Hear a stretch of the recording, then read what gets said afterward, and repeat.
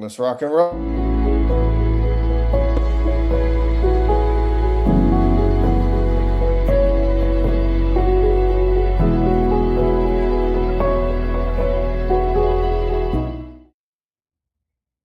Hey everyone, my name is Paul McCarthy with Hero Facility Service.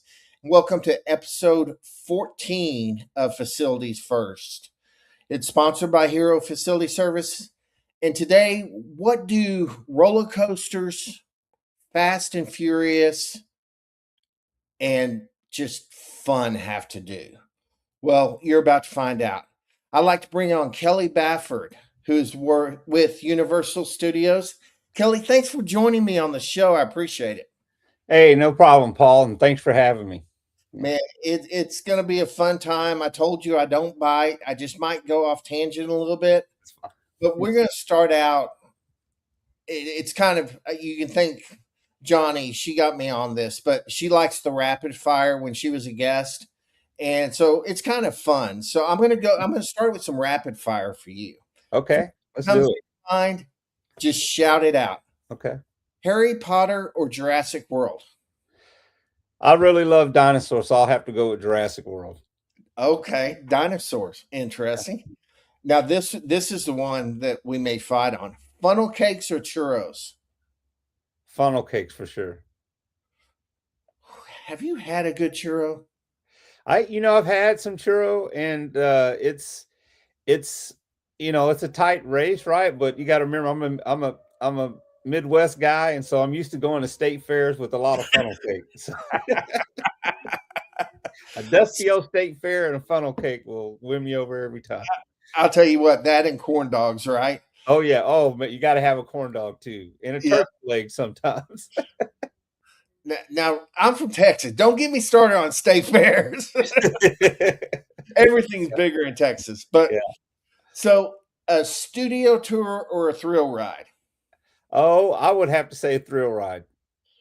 Okay, I will be taking the studio tour while you're doing the thrill ride. Right. I do not have the stomach for a roller coaster. My kids make fun of me all the time. So, next one, morning person, night owl. uh I'm a morning person. I have a lot of energy in the morning. I like to kind of move around and get things done, right? But sometimes I can get stuck late up that, especially if I have a good show going on, right? Yeah, I got you. Maybe a I got little bit you. of both. Yeah. We've all done our binge watching of Netflix Oh yeah. and gotten into Ozark or whatever it might be. Yeah. All right, so mountains, beach, or city? I love the beach. I love the beach, Paul. I grew up a little bit in the South, and so going to the beach was just a part of life. And so I love the beach, but I also love I mean, it's hard to compare. It just depends on where your attitude's at, right? I love mountains, but the beach is probably my favorite. Yeah. Okay, well, come visit me. I'm 20 minutes from the Atlantic, so Oh, nice, nice. how about if you could go to your dream concert and have front row, who would it be and why? Well, Paul, I got to tell you, I'm old school, right? So it's going to be somebody like the Isley Brothers, right? I grew up listening to the music. They've been making music since the 60s. And, I don't know if I'll ever get a chance to go to an Isley Brothers concert, but if they ever come anywhere close to my town or do another concert, I'm probably going to go. Yeah. Now, I will tell you, it's interesting you say that because I was on a cruise last week for a week. Hmm. And the group I was with had chartered the whole cruise. The week before they had another cruise and it was the Soul Train cruise. They had Cool in the Gang on there. Oh, I love Cool and the Gang. Yeah. I Yeah. d- I didn't. I was like, how old is Cool in the Gang now? Right. Are they still playing? Like, what's. Yeah, I mean, I saw Billy Joel at 79, and Mhm. at the piano he looked like he was great, but then when he got up, it was like, oh my gosh. Right. So it's kind of cool to see all these old artists come back and tour and bring back our childhood. So Yeah, and they're still making music, still up there on the stage, dancing around, singing. I'm like, how are these guys doing that? I hope I have that energy at 79 because Right, right. I don't want to brittle away. So Hmm. enough fun talk. Let's get into the meat of it. And and so it's super cool that you work at Universal Park. It Right. kind of fascinates me. And so your facility issues are going to be a lot different, but a lot the same Yeah. as many others. So if I said, what does facilities look like for you at Universal Studios in Hollywood? What would you say?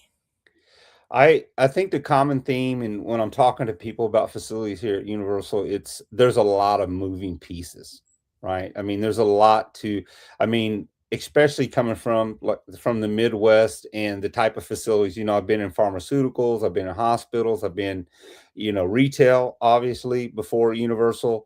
And the thing about Universal is just a lot of moving pieces, right? I mean, you have and then access as well, right? One of the biggest things about Universal Studios is, uh, there's no maintenance techs out in the park during when the park is open, right? So all major activities have to be done, behind the scenes or after park hours. So a lot of like our project work and things of that nature happen at night when the park is closed. Yeah, Okay. yeah. Okay.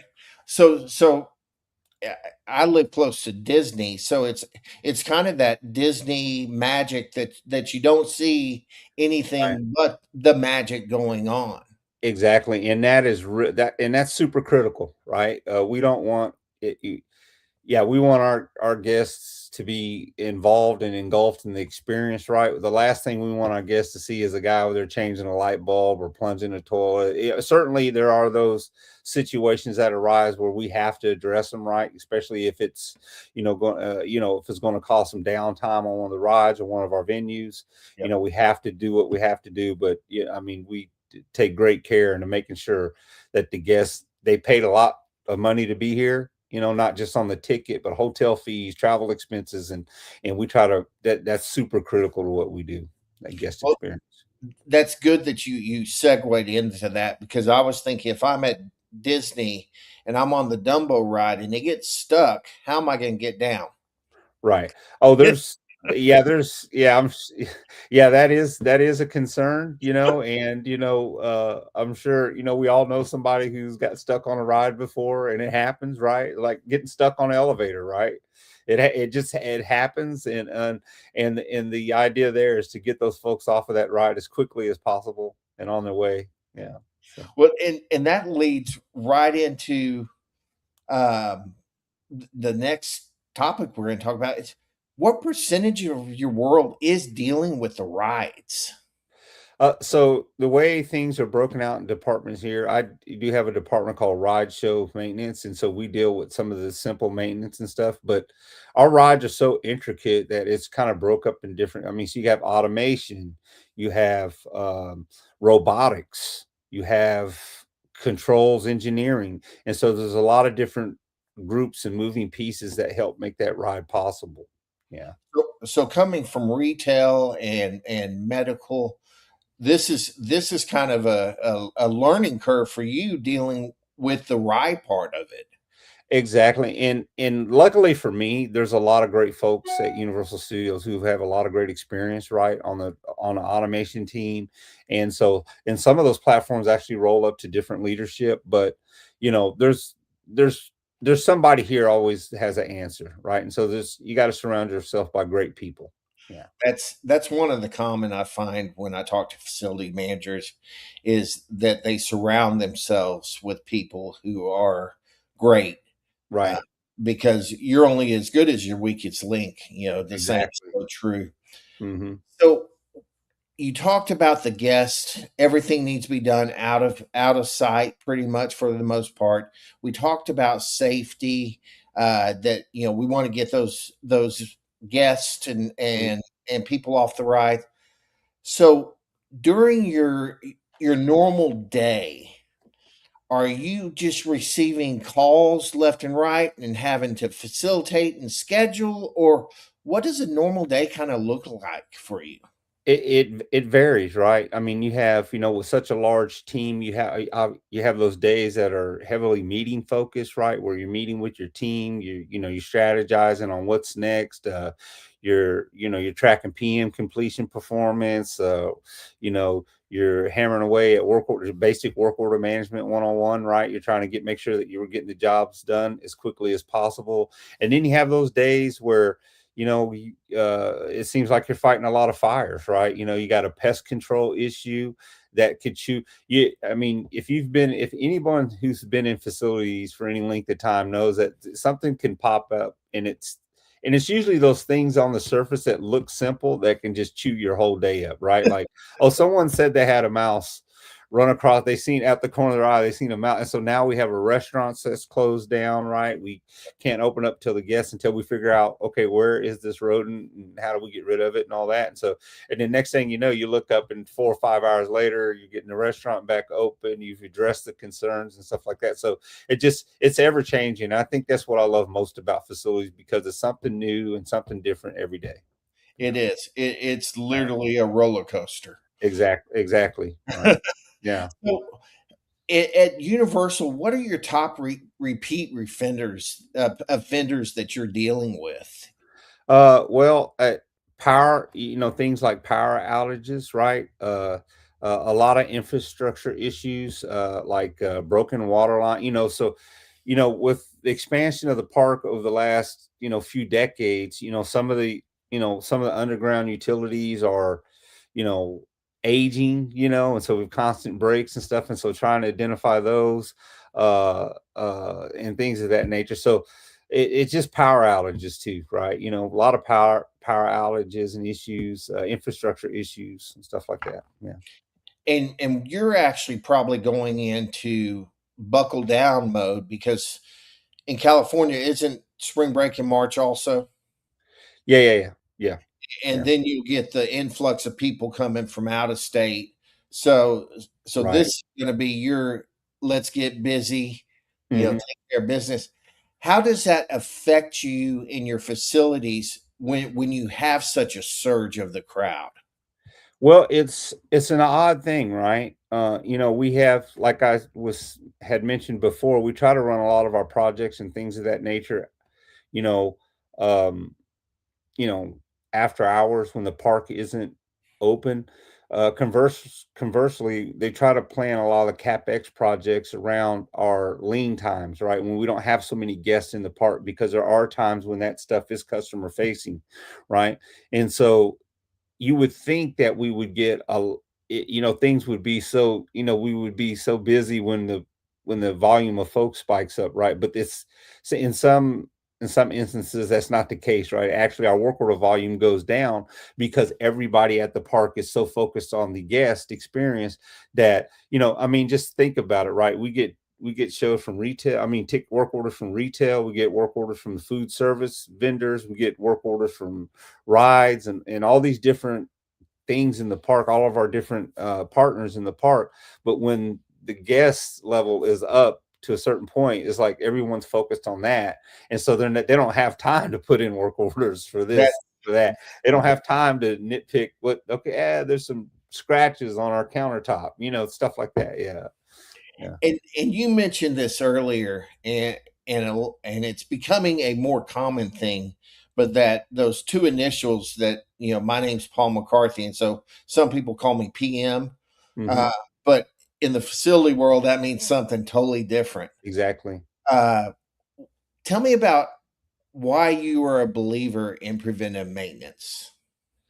I it I became a believer in preventive maintenance, probably about 30 years ago when I first got into facilities. I was a operations engineer at a bakery, and I had the opportunity to work with a lot of folks that had been in the trade for a very long time, electricians, machinists, and all that. And I remember had an old gentleman that was training me on how to do preventive maintenance, and I think we were PMing a uh, a pulverizer, which is a machine that takes granulated sugar and turns it into powder sugar. Basically, that's what this pulverizer did. And so you had to take we had annual maintenance on this. You had to take it apart, make sure all the impeller, everything was, gauged properly, replace the seals and bearings and stuff like that, which we did annually.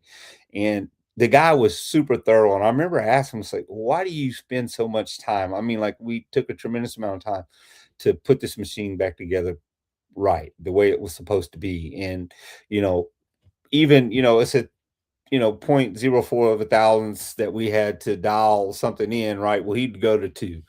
And so I asked him just point blank, why are we being so thorough with this? I mean, isn't good enough? And he was basically like, his response to me was kind of comical at the time, but he said, I do this thoroughly because I'm kind of lazy, Kelley. And I said, well, what do you mean by that? He says, well, if I do this really right now, I won't get a call at 3 o'clock in the morning to come fix it.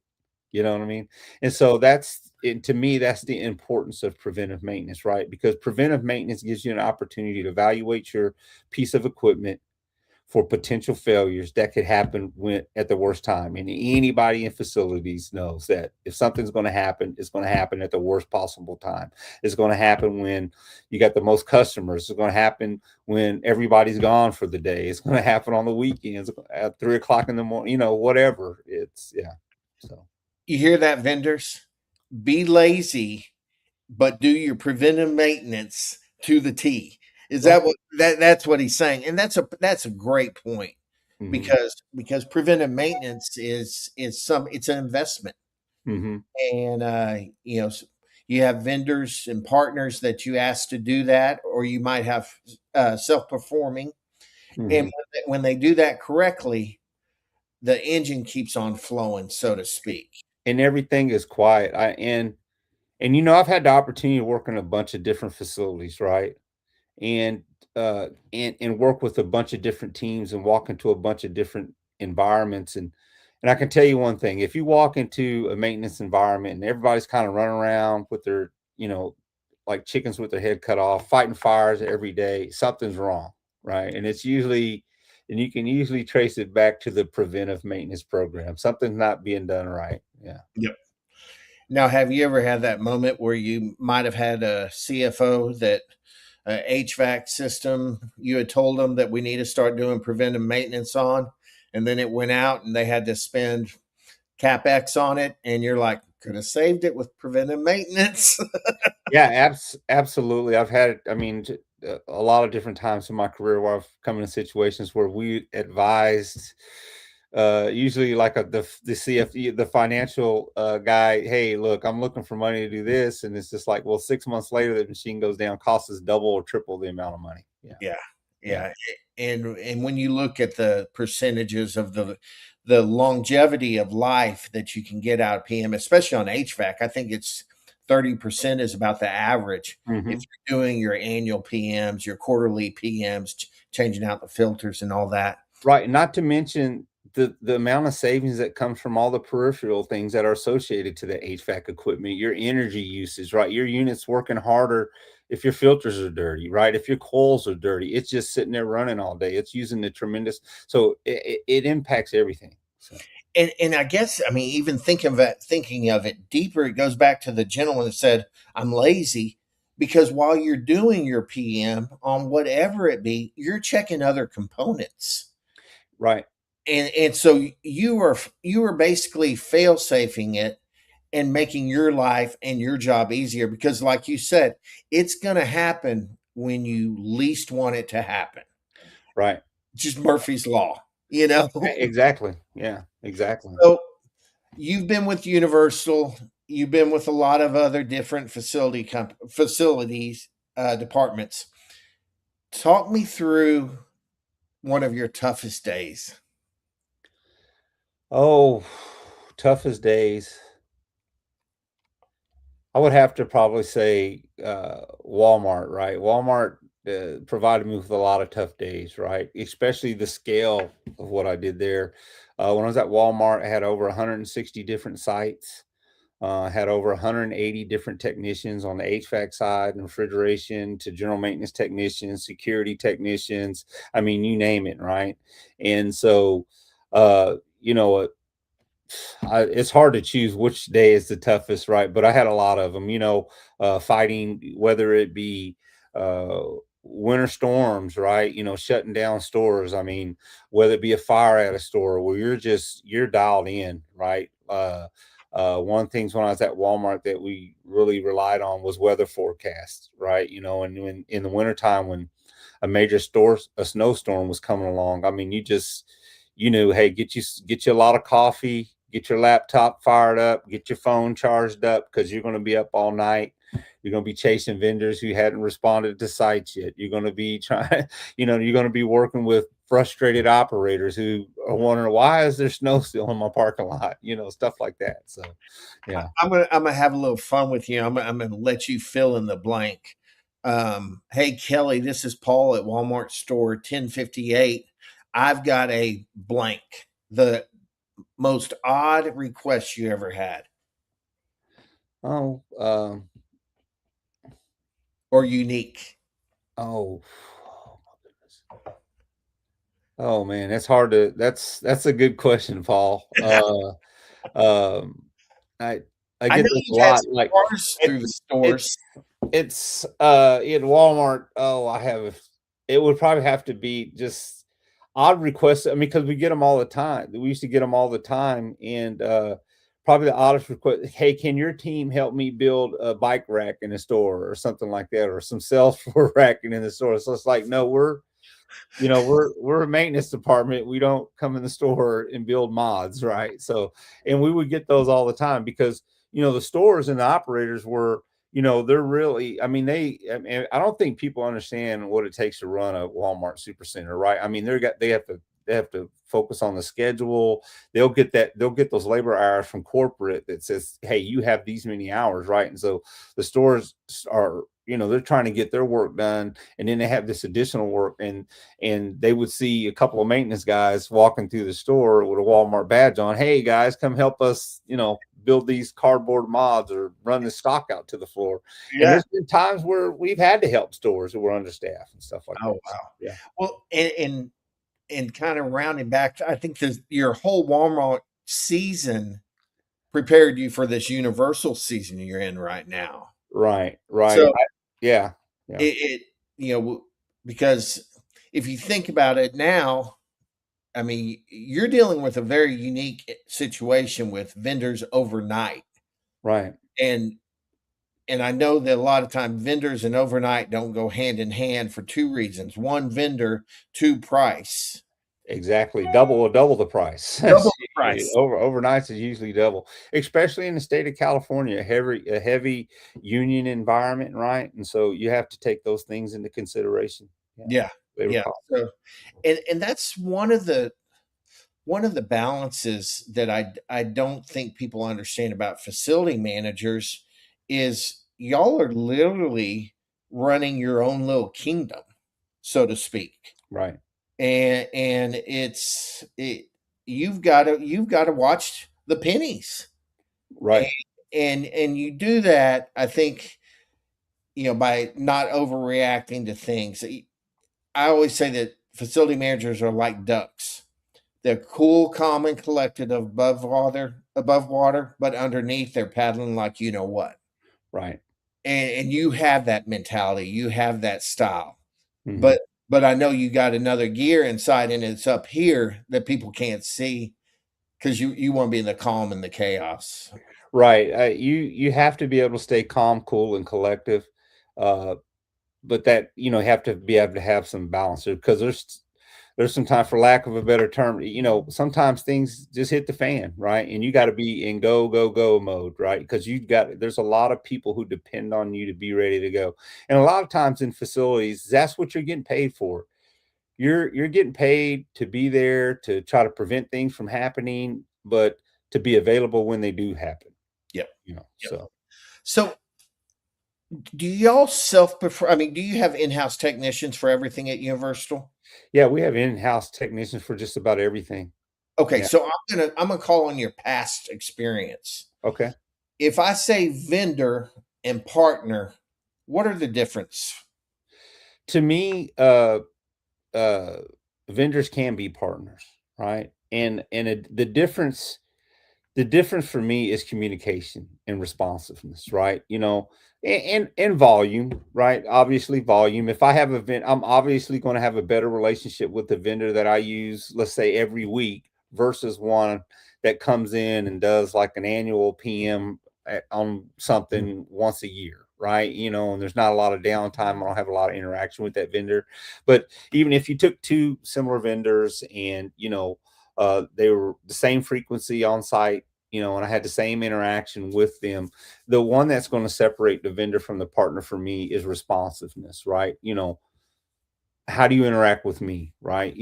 I don't think my experience is I treat vendors, come from my side of the ball, I treat vendors the same way I would treat an employee, right? Respect, integrity, doing things the right way. But I also want to see that reciprocated, right? I want, hey, be honest with me, be transparent, don't try to hide anything, and respond to me if I have a question. Yeah. Yep. And that's one of the things that I really try to do, and I try to impart, and our team tries to impart, is that we're your partner. We're Right. not just this vendor. Hmm. Uh, you can call me up and say, "Hey, Paul, how are the kids doing?" Hmm. And then the next call, maybe, "Paul, I got a screw up, and you need to handle it." Exactly. Right. Yeah. But that's where the partnership becomes more of a relationship where we're both looking out for each other. Right. And so what what is the one, okay, so if you have a, I'm going to say a vendor, because your partner you might give a little more ease. But if you have a vendor, what is the one thing that if he doesn't do on the first 3 calls, he's D'ing you. You're not going to use him again. Uh, uh, I think just having the 3 calls, right? I mean, you got a lot of, I it's amazing to me that, I would imagine myself running a business, right? And I have to go out and deal with clients. I mean, they would hear a lot from me, right? I'd probably be in your face, right? Because I'm trying to drum up business. I'm always amazed by those vendors that don't reach out, that don't have 3 calls with you, whatever. So I think just having the 3 calls with me separates yourself from other vendors because you would be, I mean, you've seen it, right? Anybody in facilities has seen it. It's like, what, like, I'm paying you to be here, like, why aren't you here? Like, I don't understand it. Yeah, I Yeah. it amazes me. We're all here to make a little bit of money, and Exactly, right. the funny thing is, 9 times out of 10, if you call a vendor's phone, I say 9. I don't want to give vendors bad rap. A Right. lot of times you will call vendors and their voicemail's full, and you're Right. like, "How is your voicemail full?" Yeah, or there's yeah, you can't get a hold, or they don't return your call or something like that. And then, you know, sometimes I've seen vendors, it's just it runs a bunch of different games. I've seen vendors where, they put, I guess, Aunt Becky or somebody's running the front desk or whatever, and she doesn't care. She's a little rude, and I'm thinking, man, that's just I mean, much like Universal, where y'all are in the guest experience business, right. us as vendors, we are in the partnership experience. Exactly, right, and you want your partners to have a great experience when they deal with you. If they call and they get somebody, their initial contact with your business is, it's just the same thing like if you go to Home Depot or if you go to you go to all these different deals. I mean, I've been in situations where you need some customer service and you're asking the guy, "Oh, hey, can you show me?" And they're short with you, or they say they don't know, or how many, I can't tell you how many times I've been in like a Home Depot and they say, I'll be like, "Hey, you got this, like a lynch pin or something." "Oh, we don't carry those." And that's their automatic answer because they just don't want to deal with you. Yeah.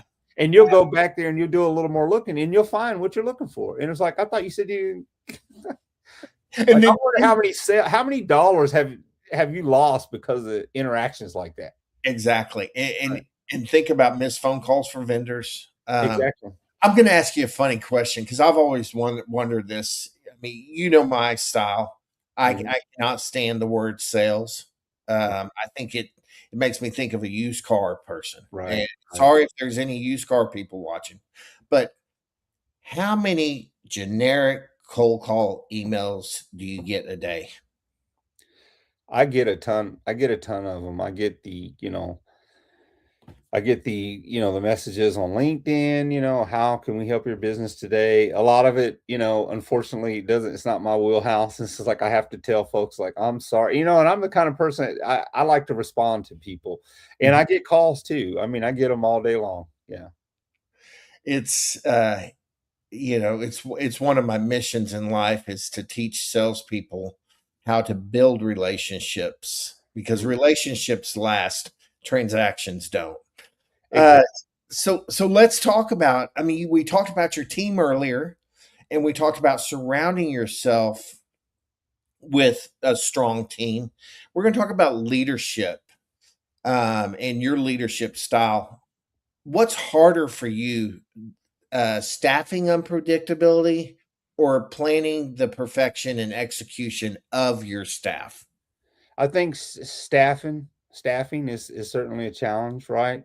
Especially in today's environment, it's getting harder and harder to surround yourself with good people who want to work, who want to be here, right? And so I would have to say staffing is the biggest challenge for unpredictability. Right? Awesome. Awesome. If you could change one thing, and you touched on this already, it's funny. If you could change one thing about operator to facility communication, what would it be? It would have to kind of go back to that partnership mentality, right? And owning the relationship. A lot of times I found, I've dealt with operators that were difficult to deal with, or, people from operations that we support, they're difficult to deal with. And it's just like sometimes you just want to set them down and say, look, buddy, I'm here to help you. Yeah. You're right. I'm here to alleviate your strain. And so I need that relationship with you. But I tell the guys in facilities on our side of the house, I said, you just have to be a relationship owner, right? You have to own that relationship. And what I mean by that is you have to be the one to make the call, right? You have to be the one. A lot of time, just like a vendor, right? A vendor's going to go a long way if he goes out of his way to try to come get on site to visit me. It may take him a few times, call me, especially if you're somebody that I know that we use, right?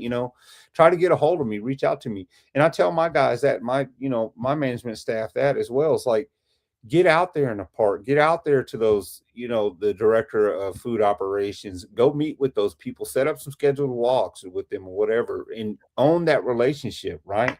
uh I learned a long time ago, Paul, that you don't get to decide how I feel about you. Yep. I don't People don't get that you don't get that you can be rude to me on the phone, you can, curse or get frustrated. I'm going to try to the best of my ability to understand and have some empathy for where you're at and your state of mind's at, right? And I'm going to own the relationship, and I'm going to still like you. You don't Yep. have to like Kelley, but I'm still going to like you. Yeah. Yeah. That's awesome. So you are now, this is, I've put in two last questions that I'm going to do on every show going Okay. forward. And shout out to Michelle Preston with Copeland, because she's probably watching this, or she will watch it.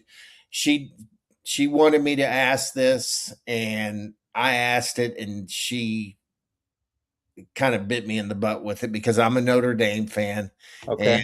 and I asked her what one hill would she die on, and she said until Notre Dame gets in a conference, that they won't be in the playoff championship. So, so I love this question, but what's the one hill you'll die on when it comes to facilities at Universal? Safety, and safety coupled with having fun, right? We have to be, we want to provide a safe and secure environment for our guests, right? Which is tremendously important, right?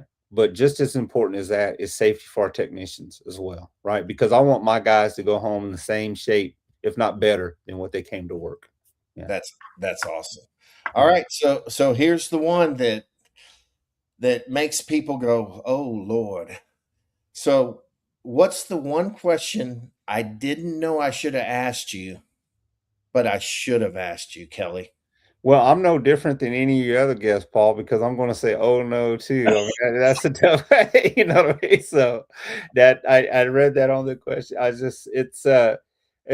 know. I thought your questions were real thorough, right? Um, uh, I don't know what makes me tick as an individual, right? So I think what makes people tick as an individual is important to facilities too, because everybody's not cut out for what we do, right? I mean, you have to be, if you're in facilities and you're looking for a 9 to 5, you're in the wrong game, right?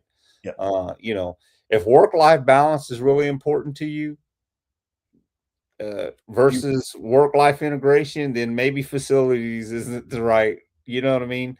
And so I've kind of gotten used to that. That would probably be something that I would ask. Yeah, alrighty. So, Kelley, if I wasn't doing back to back shows today, we would go dig deeper into what makes you tick. yeah. But maybe I'll do a mini little one with you because I'd love to hear that answer of Okay. what makes All you right. tick. All right. All right, brother. Well, listen, I'm blessed to have you on the show. Thanks for coming on. Best Thanks for wishes having to you. Let's stay in contact, and we will see you next time. And thanks everybody for joining us on Facilities First. And we're coming back in about 11 minutes. me. And we're Okay. going to have Francisco Cano with Founders Group. And he will be, sorry, Founders Table. He'll be on. And this is the first time we've done a back to back. So I've got to go to the bathroom. So bye, everybody. God Thanks. bless. See you.